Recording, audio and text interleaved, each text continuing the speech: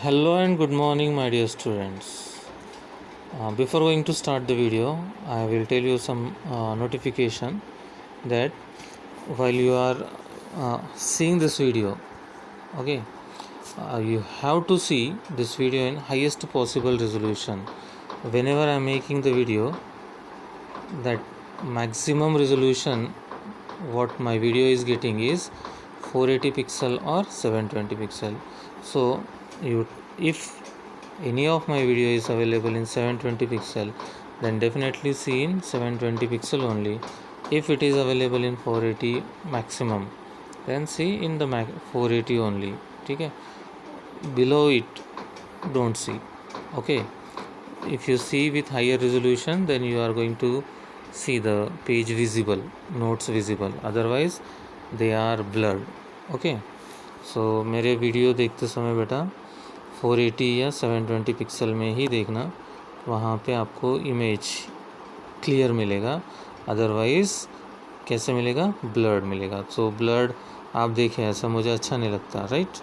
So now we are going to start the class. Vector product of two unit vectors. Vector product of क्या है, दो unit vector हमें का resultant क्या मिला वो हमने देखा था लास्ट क्लास में, राइट. ए बार क्रॉस बी बार से हमने सिंप्लीफाई करके ऑब्टेन किया था, तो हमें क्या मिला था, साइन थीटा एन कैप, मतलब रिजल्टेंट वेक्टर ही मिला था. सॉरी, रिजल्टेंट वेक्टर एक यूनिट वेक्टर ही मिला था.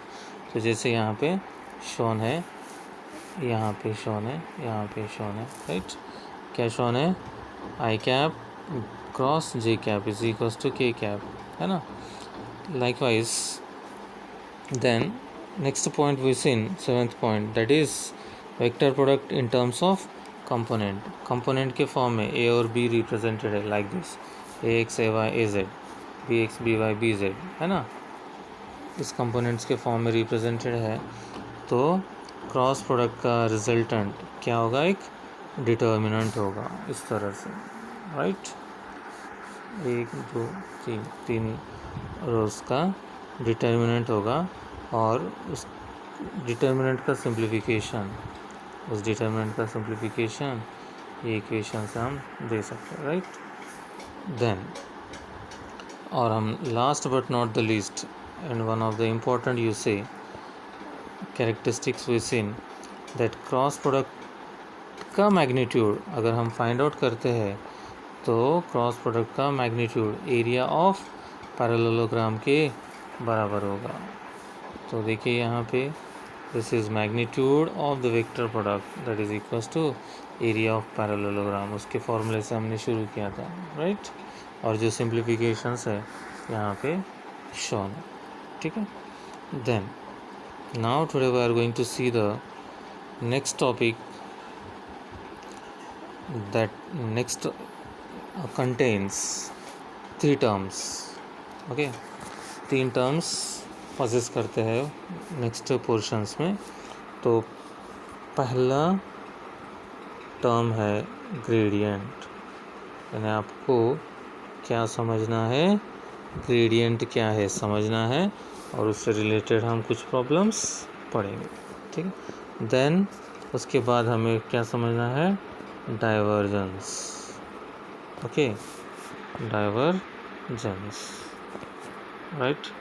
डाइवर्जेंस के बाद थर्ड है क्या बेटा, कर्ल, ठीक है. ये 3 हमें पढ़ना है, ग्रेडियंट, डाइवर्जेंस और कर्ल. और ये तीनों पढ़ने के लिए हमें बढ़िया से 2 चीज़ें पता होनी चाहिए, स्केलर फील्ड और वेक्टर फील्ड. अभी तक आपको पता था कि स्केलर क्वांटिटी होती है, वेक्टर क्वांटिटी होती है. लाइकवाइज ओनली, या आप बोल भी सकते हो स्केलर फील्ड यानी स्केलर है, वेक्टर फील्ड यानी वेक्टर है, ठीक है. अगर कॉम्प्लिकेशंस में हम नहीं जाना चाहते तो scalar field means scalar, vector field means vector quantity, ठीक है. फिर भी हम ट्राई करते हैं कि what is mean by the scalar field, उसको अंडरस्टैंड करने के लिए. Scalar field, okay. तो स्केलर फील्ड क्या है,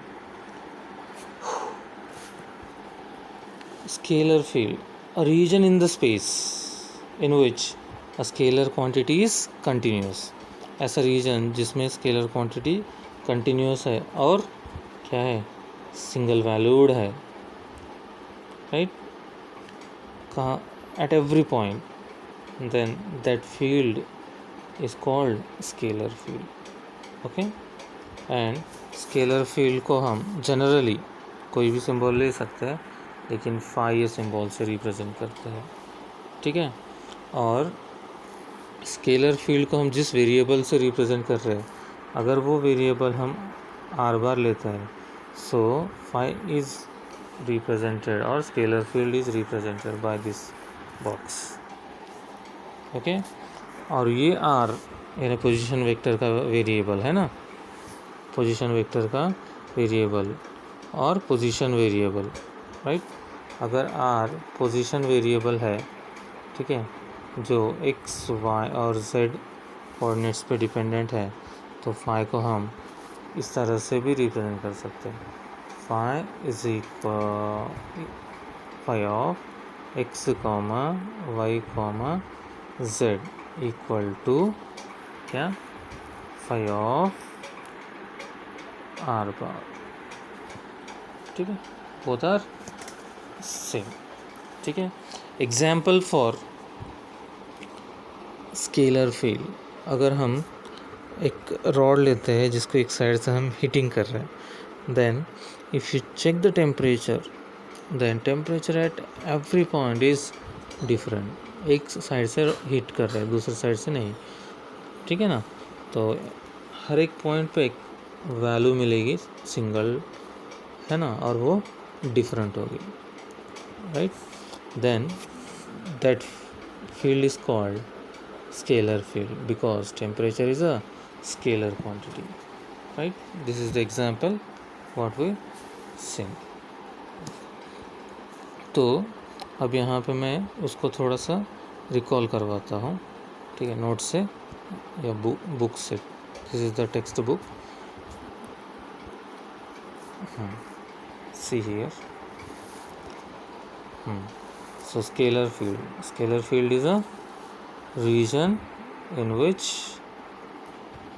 scalar quantity is continuous and defined by a single value at every point in the scalar field, right. And it is defined like this: d phi of r is equal to phi of x comma y comma z. Okay, then example, the variation in the temperature at various point when metal rod is heated from the one end. Okay, now we are going to see the second quantity, and that second quantity is a vector field. Definition is same: a region in which a vector quantity is continuous. वहाँ पे क्या था, scalar quantity continuous था. तो यहाँ क्या है, vector quantities continuous. कौन सी क्वांटिटी कंटिन्यूस है, vector. And defined by single value. देखिए सिंगल वैल्यू में ब्रैकेट बहुत इंपॉर्टेंट है. सिंगल वैल्यू ब्रैकेट में देखिए, in magnitude and direction.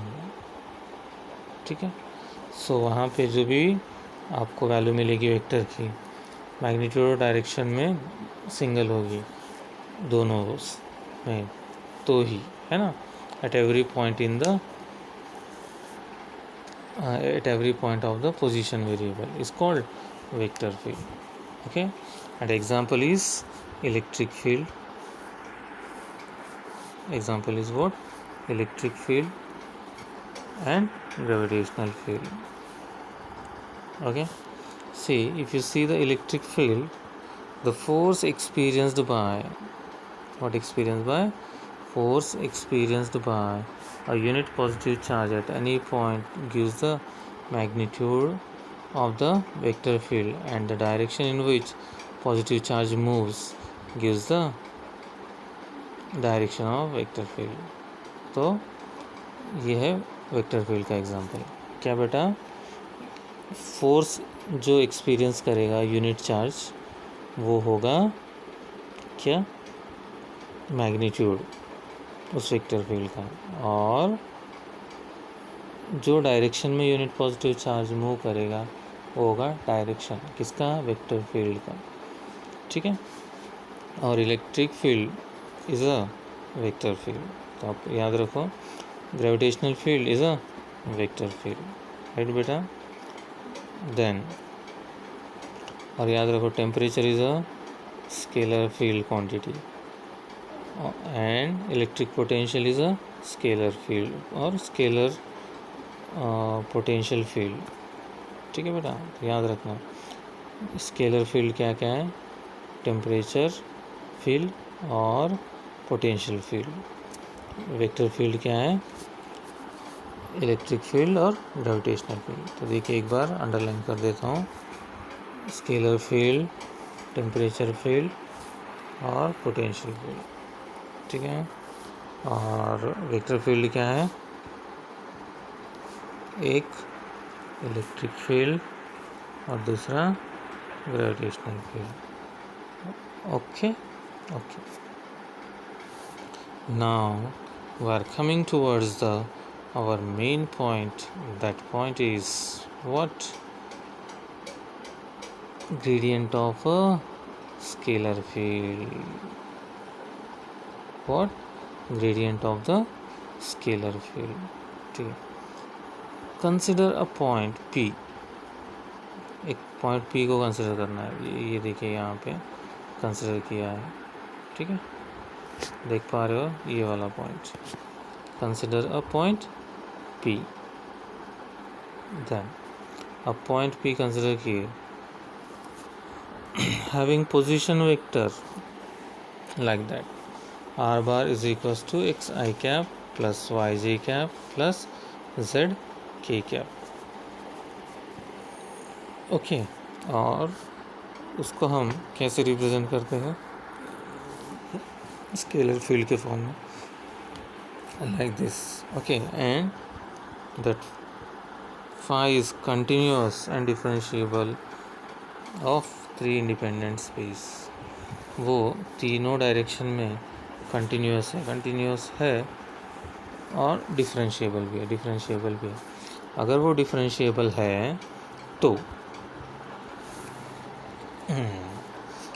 Differentiable है तो पार्शियल डिफरेंशिएशन ऑफ फाई, क्या बेटा, differentiation of phi with respect to x is given like this, ठीक है। y के लिए ऐसा और z के लिए ऐसा, ठीक है। तो यहाँ पे कुछ हमने नई चीज़ नहीं डिस्कस की, partial differentiation x direction, y direction और z डायरेक्शन में कैसे डिफाइन करते हैं उतना देखा, राइट। देन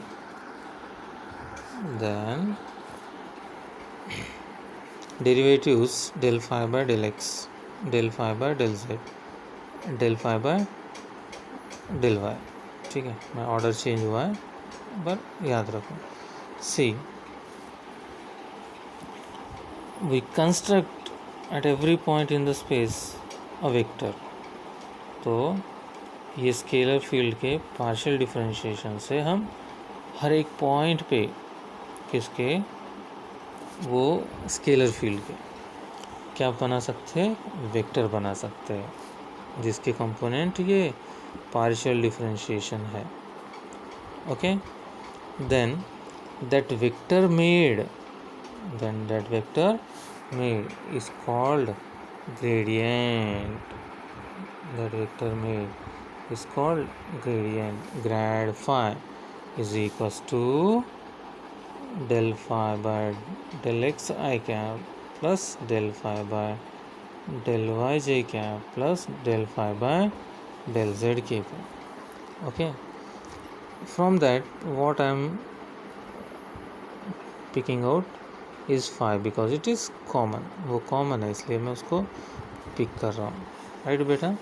देन यहाँ पे हमने वो बाहर लेने के बाद I cap del by del X plus J cap del by del Y plus K cap del by del Z into phi equal to, देखो ये ब्रैकेट वाले टर्म को हमने क्या लिखा, एक उल्टा ट्रायंगल बाय बार इंटू 5, तो इसको हम बोलेंगे ग्रेड या डेल.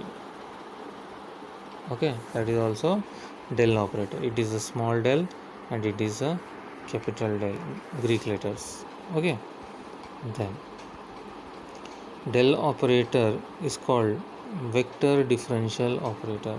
उसे हम वेक्टर डिफरेंशियल ऑपरेटर भी कहते हैं. क्यों? क्योंकि उसमें क्या है, डायरेक्शन इन्वॉल्व है. वो डिफरेंशिएशन में क्या इन्वॉल्व है, डायरेक्शन इन्वॉल्व है. So that del bar is equals to I cap del by del X plus J cap del by del Y plus K cap del by del Z. And this is nothing but the gradient. Del operator is nothing but the gradient. Okay, del operator अगर हम कोई scalar पे apply करते हैं then we are finding the gradient. ठीक है, del operator यानी gradient है क्या? नहीं. डेल ऑपरेटर हम जब स्केलर पे क्या करते हैं, ऑपरेट करते हैं, this is operator.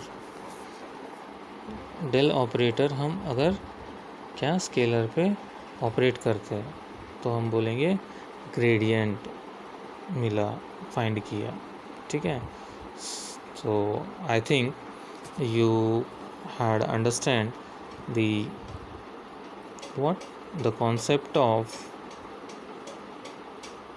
gradient. Okay, then with this today I am going to end the class, and in the next class what we are going to see is physical significance of gradient and some